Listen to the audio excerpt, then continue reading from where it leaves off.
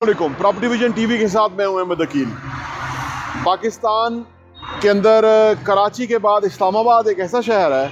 कि जहां प्रॉपर्टी की कीमतों में होशरबा इजाफा हो रहा है और ये इजाफा बड़ा ही हैरानकुन।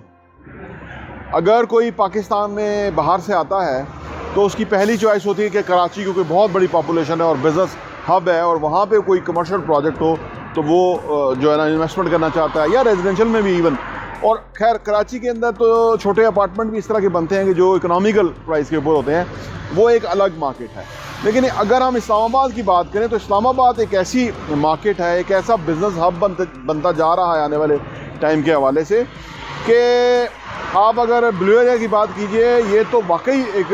पूरे पाकिस्तान से सबसे महंगे प्लॉट यहाँ बिक चुके हुए हैं, जो ब्लू एरिया का एक्सटेंशन बन रहा है। लेकिन इसके अलावा जो इसके सराउंडिंग में जो हाउसिंग सोसाइटियाँ हैं, लाइक गुलबर्ग है, टॉप सिटी है और बहरिया इनक्लेव है, ये सारे जो एरियाज़ हैं, यहाँ पे जो प्लॉट्स की कीमत पिछले कोई एक साल के अंदर जिस तेज़ी से बढ़ती हुई नज़र आई है, वो बड़ी हैरानकुन है। ख़ास तौर पे उन प्रोजेक्ट की कि जो कमर्शियल प्रोजेक्ट्स हैं। एक तो रेजिडेंशियल प्लॉट होता है, लोग घरों के लिए लेते हैं, उसके अंदर कोई 30 से 40-50 लाख रुपए का जंप आया। लेकिन जो वो प्रोजेक्ट्स हैं, वो प्लॉट्स हैं जिसके ऊपर के आप ग्राउंड प्लस 10 स्टोरी बना सकते हैं, जिसमें 3 स्टोरी कमर्शियल होंगे और उसके ऊपर अपार्टमेंट होंगे, फिर होटल्स के भी आ सकते हैं। तो उनके अंदर जो जंप है वो बहुत ही हैरानकुन है। यानी कहीं पे अगर टॉप सिटी के अंदर फॉर एग्ज़ाम्पल कोई प्लॉट 26 लाख करोड़ रुपए का था, तो अब वो 70 करोड़ को टच कर रहा है। यानी वो डबल से भी ज़्यादा 7 से 8 और 10 महीने के टाइम पीरियड के अंदर वो इतना बड़ा जंप आ गया है। अब जबकि इतना बड़ा प्रोजेक्ट वाले प्लॉट के ऊपर जंप आ जाता है, तो जो भी बिल्डर वो बना रहा होता है, वो ऑलरेडी प्लॉट के ऊपर ही डबल से ज़्यादा अगर वो प्रॉफिट गेन कर रहा है फॉर एग्ज़ाम्पल, तो आप सोचिए कि उसकी फिजिबिलिटी तो वहीं हो जाती है कि यानी प्रोजेक्ट करने के बाद उसको इतना प्रॉफिट आना था,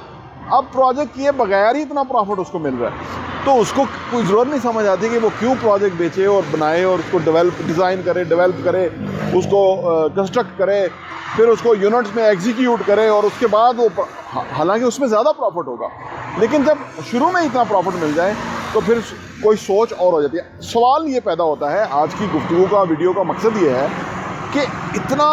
जो प्राइस के अंदर जंप है वो क्यों आ रहा है इस्लामाबाद के अंदर। फिर अगेन मैं उधर ही आऊँगा कि इस्लामाबाद हर बंदे के हवाले से एक ऐसी डेस्टिनेशन बनती जा रही है कि जहाँ अगर उसका बिज़नेस है तो उसको अपना ऑफिस चाहिए, अगर उसका मुख्तलिफ़ शहरों में बिज़नेस है तो उसको यहाँ भी बिज़नेस चाहिए, अगर उसकी किसी और शहर में इन्वेस्टमेंट है और वो प्रोजेक्ट करता है या कर सकता है, तो उसकी फिजिबिलिटी इस्लामाबाद में ज़्यादा बेहतर बन जाती है उन शहरों के हवाले से। क्योंकि लाहौर को और कराची को अगर देखें तो वो शहर भी बहुत बड़े हैं और वहाँ ऑलरेडी बहुत कुछ बन चुका हुआ है। लेकिन इस्लामाबाद के हवाले से ये है कि ये जब से न्यू एयरपोर्ट इस्लामाबाद का दूसरी जगह पे गया है, उसकी वजह से टॉप सिटी, मुमताज़ सिटी, ये B17 और इस तरह के तमाम एरियाज़, फैसल हिल्स, ये उठ गए हैं और वहाँ लोगों की एक्सेप्टेबिलिटी आ गई है। क्योंकि जब तक के एयरपोर्ट यहाँ पे था, इस्लामाबाद के जो पुराना एयरपोर्ट हुआ करता था चकलाला के पास,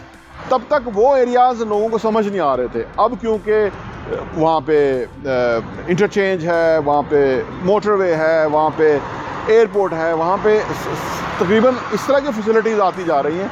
और इसलिए हर बंदा जो ओवरसीज़ पाकिस्तानीज़ है वो कोशिश करता है कि जब वो इस्लामाबाद में अगर आके रहना चाहता है या इन्वेस्टमेंट करना चाहता है, कोई यूनिट ख़रीदना चाहता है या कोई प्लॉट कमर्शियल लेना चाहता है, तो वो कहता है कि इस्लामाबाद में आने का फ़ायदा ये है कि उसको अगर चॉइस मिल रही है तो क्यों ना ऐसी जगह पे जाए कि जो ज़्यादा ऑर्गेनाइज है, बाकी शहरों के निस्बत इन्वायरमेंटल एज हासिल है इस्लामाबाद को। जो प्रॉफिटेबिलिटी की मैंने आपको पहले बताई है वो तो है ही है, बड़ा ही फिनोमिनल है। इसके अलावा यहाँ क्योंकि एक्सपेंशन प्लान के ऊपर है इस्लामाबाद, यानी उधर से एक नुक्कड़ से कहाँ जाके मिल रहा है, टेक्सला से उस तरफ चला गया है, इधर रवास से आगे DHA चला गया है, गुजर खान को टच करेगा आने वाले टाइम में। तो ये सारा कुछ जो बन रहा है ये अगर आपको याद हो या कभी पुराना कराची जो डेवलप हुआ था या एक्सपैंड हुआ था वो इसी तरह से हुआ था। तो यहाँ जो इस्लामाबाद की जो फर्दर इसको इन्हेंस करने का मंसूबा है वो तो फ़िलहाल है नहीं, क्योंकि CDA के पास असल में बहुत सारी जगह ही नहीं है पॉकेट्स के अंदर कि जिसके ऊपर वो कोई चीज़ करें। इक्का दुक्का चीज़ें वो करेंगे, लेकिन ये जो प्लेटफॉर्म बन रहे हैं जिसमें top city, Mumtaz city, Gulberg, फिर पार्क व्यू, बहरिया इनक्लेव, ये सारे जो मेन स्ट्रीम जो हाउसिंग सोसाइटीज़ हैं इसकी तरफ लोगों का रुझान बहुत ज़्यादा है। इसी वजह से दिन ब दिन यहाँ पे जो लोगों के पास होल्डिंग है प्लॉट्स की शक्ल में, उनकी प्रॉफिटेबिलिटी में बहुत ज़्यादा इजाफा हो रहा है और उन लोगों को बहुत इसमें फ़ायदा मिल रहा है। और एक तरह से इस्लामाबाद के हवाले से ये बहुत अच्छा भी है, क्योंकि इस्लामाबाद के अंदर ये जो बिल्डिंग्स बनेगी ये इसकी नीड भी है। जैसे हम ब्लू एरिया में खड़े हुए हैं इस वक्त, तो इस वक्त यहाँ पार्किंग मिलना मुश्किल है। अनफॉर्चुनेटली इसको डिज़ाइन इस तरह किया गया कि अंडरग्राउंड पार्किंग नहीं है प्लाजाज के अंदर, और इसलिए अब ये जो मेन रोड है जिना एवेन्यू है उसके ऊपर पार्किंग नज़र आती है, लंबी गाड़ियों की लाइनें लगी हुई हैं और वहाँ लोग पार्क करके तो फिर इन प्लाजों को अप्रोच करते हैं। तो इस्लामाबाद में एक उस फेज़ से हम गुज़र रहे हैं कि जिसके अंदर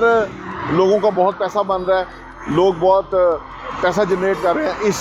इन इन्वेस्टमेंट के थ्रू। और जबकि ये इन्वेस्टमेंट हो रही थी तो ये बहुत ही रीज़नेबल प्राइस थे, जब ये शुरू हुए तो बहुत ही नॉमिनल प्राइस के ऊपर थी, और अब बहुत ही मतलब इसके अंदर जो है ना प्राइस के अंदर ह्यूज जंप आ गया, जिसमें लोगों को ह्यूज प्रॉफिट्स हुए। बहुत बहुत शुक्रिया।